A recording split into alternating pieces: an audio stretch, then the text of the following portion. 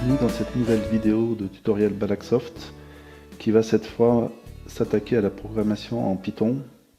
Python étant le langage officiel aujourd'hui qui est utilisé dans les écoles pour apprendre à programmer aux jeunes. Alors on m'a fait pas mal de demandes sur ces formations-là, ces tutoriels sur Python, donc je me suis dit que dans cette période de confinement où on est à la maison et on n'a pas grand-chose à faire, ça peut être l'occasion justement de pouvoir travailler là-dessus et de vous proposer quelque chose gratuitement bien sûr sur YouTube où vous pourrez accéder et apprendre à programmer, je l'espère, sur Python. Alors, voici le plan que je vous propose, le sommaire de cette formation. Je vous montrerai d'abord comment installer les outils Python, aussi bien sous Windows que sous Linux dans un environnement Ubuntu. Comme ça, en fonction de l'environnement que vous avez, vous pourrez adapter.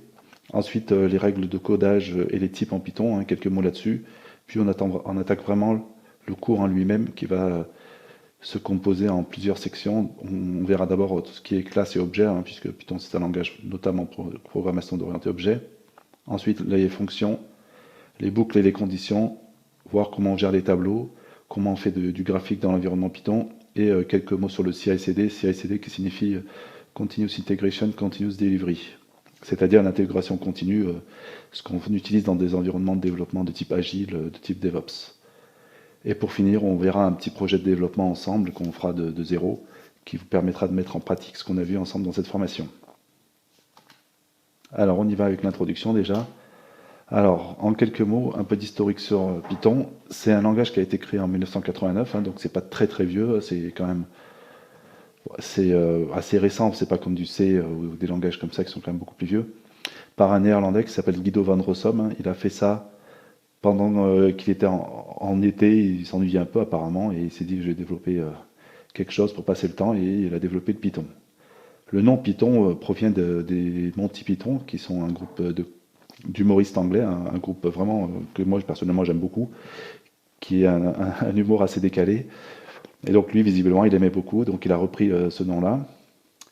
D'ailleurs vous remarquerez que si vous cherchez sur internet tout ce qui est sample, exemple, etc. sur Python, c'est souvent sur on reprend des termes et des expressions qui étaient dans les Monty Python. La première version est apparue en 1991, c'était la version 0.9. Et ensuite, on a eu deux branches, une branche 2.x et une branche 3.x.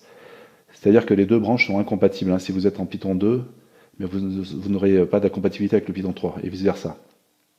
Python 3 étant sorti, lui, en 2008, fin 2008. Je vous conseille aujourd'hui de travailler en Python 3, bien sûr, puisque le Python 2 est en fin de vie. La dernière version étant le 2.7.17. Autant aller directement sur Python 3 si vous n'avez pas commencé à travailler en Python. Mais de toute façon, c'est pas très très difficile en réalité de basculer un code qui était compatible en Python 2 vers un code Python 3. Donc comme je l'expliquais, les dernières versions sont 3.8.2 pour la branche 3 et 2.7.17. Alors ça c'est quand j'ai fait cette formation, peut-être que depuis il y a une nouvelle version 3 qui est sortie. En tout cas en 2, il n'y aura pas d'autre version que la 2.7.17. Alors, les caractéristiques principales du langage Python, ça c'est vraiment les points importants qu'il faut garder à l'esprit. Alors c'est pas exhaustif, mais c'est vraiment les points essentiels. Et je vais revenir sur chacun de ces points un par un, parce qu'il faut bien les avoir à l'esprit. Avant tout, le langage, c'est un langage interprété, le Python.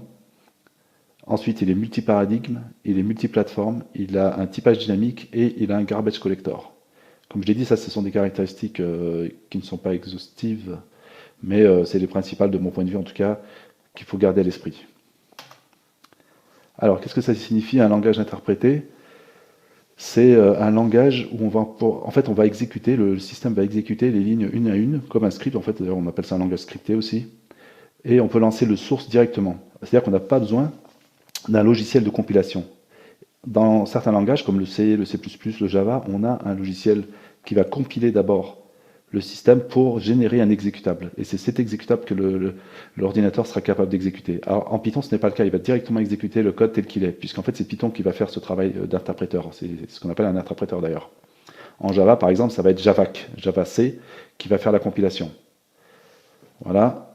Ensuite, un multiparadigme. Langage multiparadigme, c'est-à-dire qu'il est capable d'être utilisé de différentes manières. En fait, dans les langages de développement, on a différents types de langages. Ça peut être un langage procédural, orienté objet, ou plus récemment de programmation fonctionnelle. Python est capable de faire tous ces types-là. Donc, en fait, en fonction de votre manière de programmer, de vos habitudes, vous pourrez l'utiliser de différentes manières. Moi, par exemple, j'ai commencé à travailler en procédural, hein, c'était plus historique, et plus récemment, je suis passé au développement orienté objet, la PO, et j'utilise Python en PO plutôt. Mais ça, c'est à vous de voir, hein, vous avez les différentes possibilités avec ce langage. C'est ce qui est assez rare, hein, finalement. Ensuite, c'est un langage multiplateforme, donc là, c'est très très pratique, hein, c'est un langage qui va pouvoir faire fonctionner son logiciel aussi bien sous Windows que sous Linux ou même sous Mac. D'ailleurs, même avec certains logiciels, vous pourrez même l'utiliser dans des plateformes Android, hein, c'est ce que j'indique là avec Kiwi par exemple, ou Python for Android. Ce qui fait que le même source sera utilisé sous différentes plateformes. Alors, il peut y avoir des petites adaptations à faire, hein, néanmoins, bien sûr, mais dans la plupart des cas, et 99% du code sera compatible. Et typiquement, tout ce que je vous montre là, moi, je fais souvent mes samples sous Linux, Ubuntu, mais les mêmes samples, et ça, je peux vous le garantir, fonctionnent à l'identique sous Windows et fonctionnent très bien. Donc, c'est vraiment un environnement multiplateforme, et ça, c'est vraiment un des points forts aussi de Python. Alors, typage dynamique, ça aussi, c'est quelque chose de très, très impressionnant, hein, pour des gens qui ont commencé le développement comme moi il y a très très longtemps. C'est quelque chose d'assez impressionnant. C'est-à-dire que dans des langages classiques comme le Java, le C, C++, on a un typage statique. C'est-à-dire que quand vous allez définir une variable, vous allez dire cette variable, c'est un entier, il s'appelle Toto. Int Toto, typiquement, on écrira souvent comme ça, pour dire que c'est un entier et il restera entier pendant tout le logiciel, il ne changera pas. Et typiquement, si vous essayez d'assigner à cette variable un float, par exemple, une variable décimale ou un string, eh bien, vous aurez un message d'erreur. Python est plus puissant que ça, il permet d'être dynamique sur le type. C'est-à-dire que vous avez défini votre variable en entier, par exemple au début du code, et il peut changer pendant le cours du code. Il est dynamique. C'est-à-dire qu'il peut passer, par exemple, à une chaîne de caractères. Vous aurez la possibilité d'écrire. D'ailleurs, on ne définit même pas les types au début. On ne met pas int Toto. On va directement écrire Toto égale 12, par exemple. Et donc, une fois que vous avez écrit ça, plus loin dans votre code, vous pourrez très bien écrire Toto égale, entre guillemets, bonjour. Donc la même variable aura changé de type de manière dynamique. C'est ça le typage dynamique, c'est quelque chose d'assez fort, hein, quand même. Et pour finir cette partie introduction, le garbage collector. Alors pour ceux qui ont fait du Java, s'il y en a parmi vous, vous serez probablement familier avec le garbage collector. C'est quelque chose qui n'existe pas par contre en C ou en C++. C'est en fait un mécanisme qui va permettre de nettoyer la mémoire de votre logiciel. C'est-à-dire que si vous avez utilisé des objets, des allocations mémoire, ce qu'on appelait les malloc par exemple, tous ces objets-là, ces allocations mémoire, il faut les libérer. Si vous ne les libérez pas quand vous quittez votre code, eh bien, vous allez utiliser de la ressource inutilement qui sera gaspillée. Ce qu'on appelle les memory leaks en anglais. Néanmoins, si vous avez un garbage collector, c'est celui qui va se charger de ça. C'est-à-dire que le garbage collector, ce mécanisme-là, va passer de temps en temps. Alors c'est assez difficile à dire quand exactement, mais en fait on s'en soucie pas. On se dit que lui, il va faire le travail. Et il va passer de temps en temps, regarder tous les objets qui sont utilisés, et s'ils ne sont pas utilisés, s'ils ne sont plus référencés, il va les supprimer lui-même et libérer la mémoire. C'est-à-dire qu'il va être capable d'avoir une certaine intelligence pour nettoyer l'utilisation mémoire de son logiciel. Et ça, c'est très pratique aussi, hein. Ça simplifie beaucoup le développement parce que en C, typiquement, quand on fait du C, moi j'ai fait beaucoup de C, c'est un des bugs qui revient souvent. C'est-à-dire qu'on a un logiciel assez compliqué où on utilise des objets, on utilise des zones mémoire, on utilise des tableaux et on ne les libère pas, on oublie de les libérer.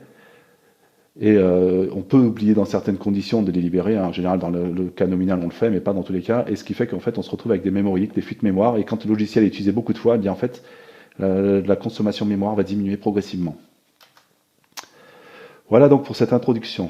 Maintenant, on va parler de l'installation de Python lui-même et des outils autour de Python, parce qu'en fait on va utiliser quelques outils, hein, je vais vous en montrer quelques-uns, il y en a beaucoup d'autres, mais ceux-là sont déjà assez pratiques et vont vous permettre de travailler de manière propre. Donc ça, on verra ça dans notre prochaine formation. Voilà, je vous remercie et à bientôt. Au revoir.